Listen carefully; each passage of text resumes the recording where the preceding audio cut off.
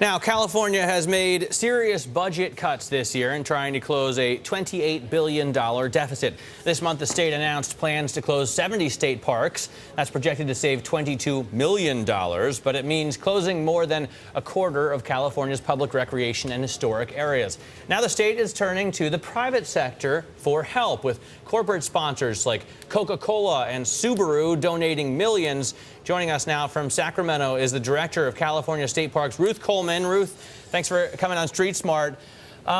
This is, I'm sure, on the one hand, more than just a bummer. I don't mean to make light of it, but obviously these are resources that you want to be open for all of the people of California and really all the people of the nation to be able to go and visit. On the other hand, pretty cool, a chance to get the private sector to step up and help fund some of these expenditures, right?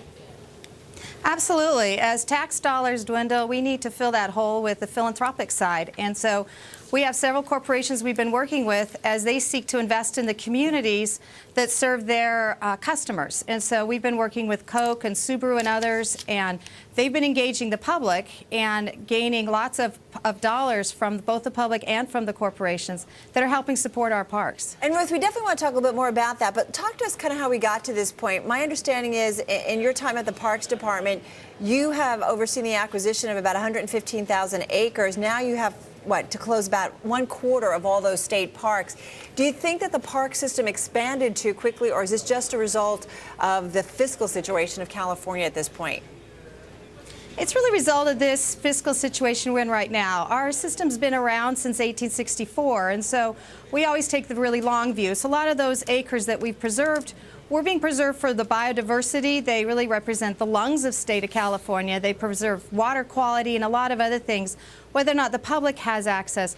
But we really sought to be careful in the parks we selected, so we're preserving 92% of the public access that we have historically provided. And we're hopeful that we... Yeah, well, we're showing some beautiful pictures, and we just want to point out to our viewers that all these pictures that we're showing at this point are parks that are slated to be closed next year, so some really beautiful locations. What does it mean, actually, Ruth, when we say that a park is closed? Does that mean if I go there, if Carol and I get an RV and drive out there, we're not going to be able to walk around through these parks?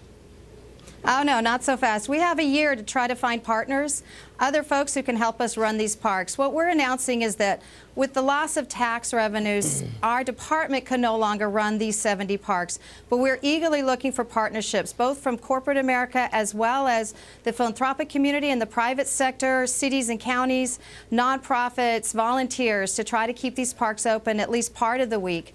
And so we are hopeful that we will be able to preserve these parks. We're not out of the business of park protection. We're just having to figure out creative new ways of keeping these places around. But when they're closed and I go there, I mean, I'm not allowed to go in? Is it trespassing? What's the story if they do close? Well, this is going to be kind of a work in progress. We've never completely eliminated all the staff that we had at a particular park. So when we move everybody out, and that won't be till next July, not this coming July, but next July, then what we're going to try is to see if we leave a gate open and the public goes in, will they still treat the park all right? There won't be trash cans or anything else. You got to pack it in, pack it out. But we're hoping that perhaps the public will preserve their parks and will be really responsible stewards. If that doesn't work, we got to keep these parks, we have to protect them. That's our mission. Then we might see about locking the gates. So we're actually going to be kind of experimenting. It's really sort of an adaptive management to try to work with the public to see how much access we can legitimately provide without putting the resources at risk. Ruth, just got about 20 seconds. So why the corporate sponsorship model rather than just go for like Block Foundation grants? Why that? Just quickly. We're doing both, and the corporate sponsorship model works great for us because we engage with those corporations and they do a lot of great cause marketing, and it doesn't necessarily translate into a lot of signs in the park. It's a way of communicating to a broad audience the value of the parks, and it also helps that corporation show its corporate responsibility to its local communities. Got to leave it there. Ruth, thank you so much. Ruth Coleman, she's the director of California State Parks.